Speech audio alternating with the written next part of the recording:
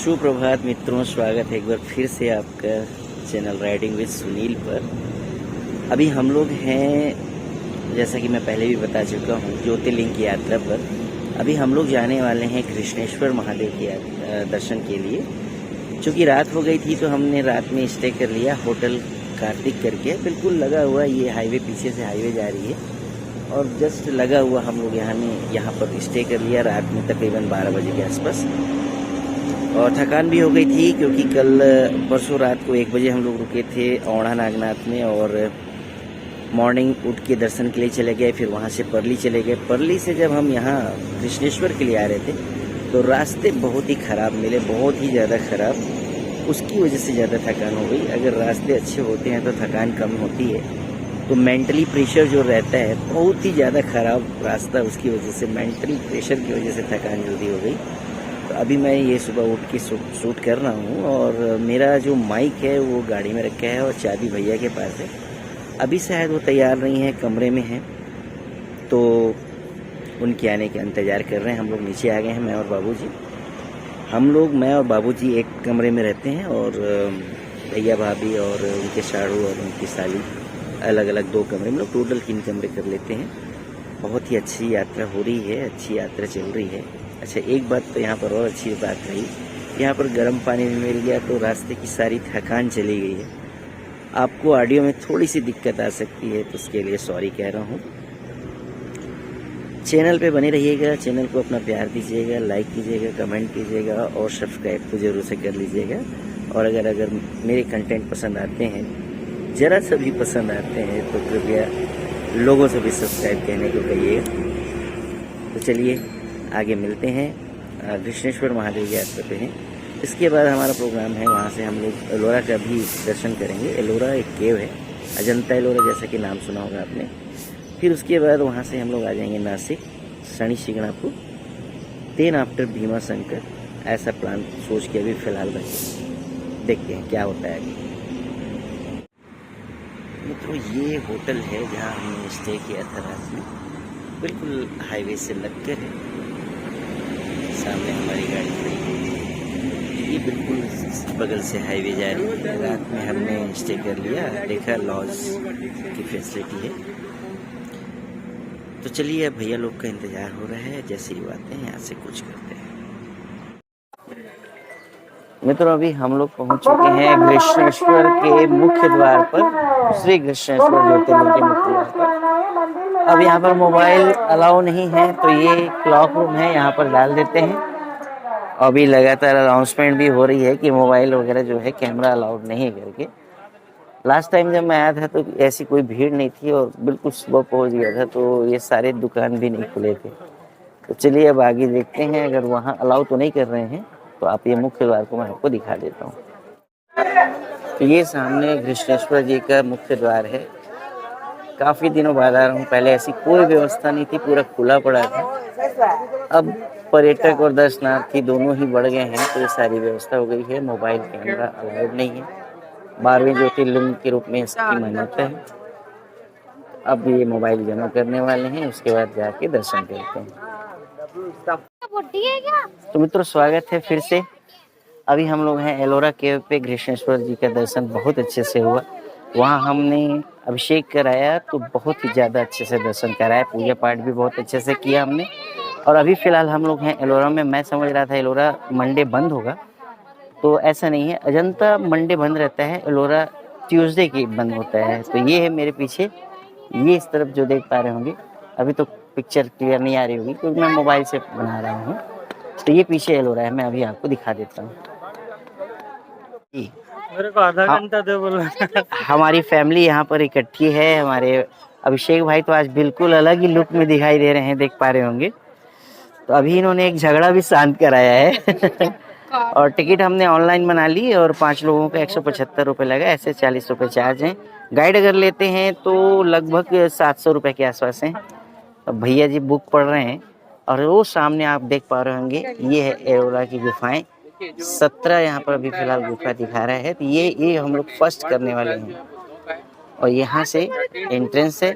और कैसे घूमना है, ये पूरी जगह बनाई गई है। एक पूरा दिन लग जाता है दोस्तों अगर आप एलोरा घूमना चाहें तो।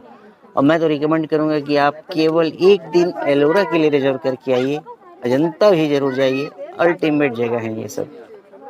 एक चीज़ का यहाँ पर मैं अभाव देखा हूँ कि यहाँ पर जो गाइड के लिए शासन की तरफ से जरूर कुछ होगा, लेकिन गाइड ऐसे ही घूम रहे हैं। जटा वाला पेड़ दिख रहा है। और यहाँ पर इतने सारे बरगद के पेड़ हैं जिसमें पूरी लताएं निकली हुई हैं और जमीन को छू रही हैं, तो काफी सारे हैं। तो मतलब किसी जमाने में यहाँ पर खूब सारा जंगल रहा होगा। मित्रों, मुआयना कीजिए इस अद्वितीय खूबसूरती का। देखिए, एक चट्टान को ऊपर से काट कर मंदिर बनाई गई है, सोच से भी परे है। कहा जाता है कि इसे एलियन लोगों ने बनाया है, और इस मंदिर को बनाते समय जो इसमें जो पत्थर निकले होंगे उसे कहाँ डाला गया है, कहाँ डंप किया गया है, इसका पता आज तक नहीं चला है। भारत में ऐसे अद्वितीय खूबसूरती बिखरी पड़ी। मित्रों, चाहे तो आप यहाँ पर आकर गाइड ले सकते हैं, और अगर आप गाइड नहीं लेते तो यहाँ पर ऐसे पत्थर मिलेंगे जो आपको बता देंगे, माइलस्टोन मिलेंगे, वे टू केव 17 to 34, गुफाओं की ओर।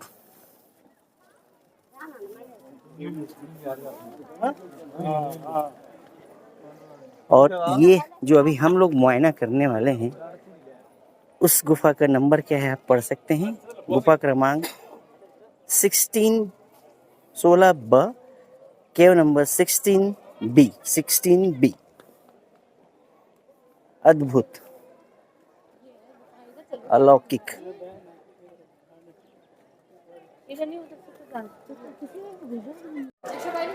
मित्रों, अभी हम लोग हैं एलोरा केव के अंदर में।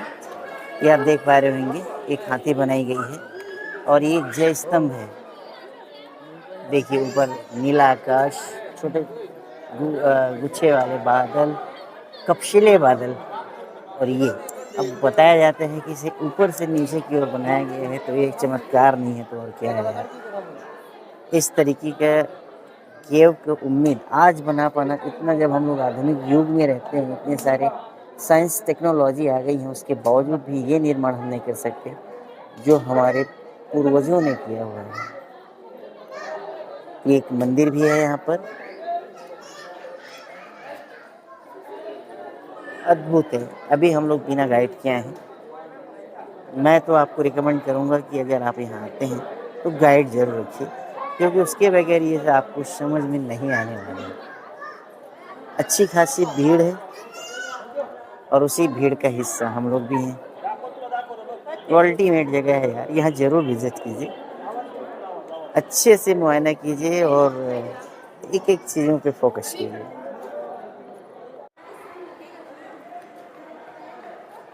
दोस्तों, देख पा रहे होंगे कि एक कॉरिडोर बना के रखे हैं। यहाँ से आप चाहो तो सीढ़ी के माध्यम से ऊपर भी जा सकते हैं, ऊपर से नीचे भी देख सकते हैं, और मैं तो फिलहाल नीचे की तरफ से ही जा रहा हूँ। ये गुफाएं हैं अंदर, ऊपर आप जाके देखेंगे ये सब गुफाएं दिखेंगी आपको। चलिए मैं आपको दिखा ही देता हूँ।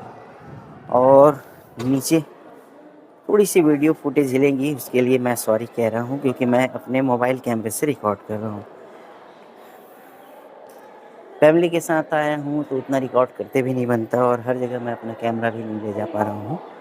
दरअसल क्या है कि DSLR भी लेके आया हूँ, लेकिन समय निकाल नहीं पा रहे हैं। इन सब चीज़ों के लिए समय निकालना पड़ता है, प्लस एक असिस्टेंस की आवश्यकता पड़ती है, क्योंकि एक ही व्यक्ति को DSLR, कैमरा, GoPro सब को लेके चलना पॉसिबल नहीं हो पाता। दोस्तों, देख पा रहे होंगे नीचे पूरे हाथियों की मूर्तियां बनाई गई हैं, जो कि खंडित हो गई हैं, पूरी तोड़ हो गई हैं। औरंगजेब, उन्होंने औरंगाबाद बसाया था और बहुत ज़्यादा तोड़ होती थी हिंदू मंदिरों की। देख पा रहे होंगे दोस्तों, हाथी बनाई गई थी, इतनी बढ़िया नक्काशी, इतना बढ़िया शिल्प किया गया था, लेकिन सारी मूर्तियों को तोड़ दिया गया है, खंडित कर दिया गया है। पता नहीं ऐसी क्या बात थी, सारे मंदिरों को खंडित कर दिया गया। मुस्लिम राजाओं ने हिंदू मंदिरों में बहुत ज़्यादा आतंक मचाया था। आप ये देख पा रहे होंगे कि पूरा एक चट्टान है, आपको मेरे ऊपर मुआयना करा रहा हूँ दोस्तों, देखिएगा, ये देखिए, एक चट्टान है ये, और उसे ही काट करके बनाई गई थी। तो सोचिए किस लेवल की, किस स्तर के कलाकार उस समय मूर्तिकार रहे होंगे, कलाकार तो नहीं, मूर्तिकार, शिल्पी रहे होंगे दोस्तों, जो हमारे सोच से भी परे है। आज इस आधुनिक युग में भी ये सब चीज़ें संभव ही नहीं है। देखिए कितना लंबा चौड़ा कॉरिडोर बना हुआ है और एक ही पत्थर को काट करके बनाई गई है। आप देख पा रहे हैं, ये ध्यान से देखने पे समझ में आएगा। और अभी तो पहला ही गुफा हम घूम रहे हैं। सोचिए अगर इन सारी गुफाओं को घूमा जाए और इनके बारे में जाना जाए तो मैं तो कहता हूँ कि 2-3 दिन कम पड़ जाएंगे। मुआयना कीजिए।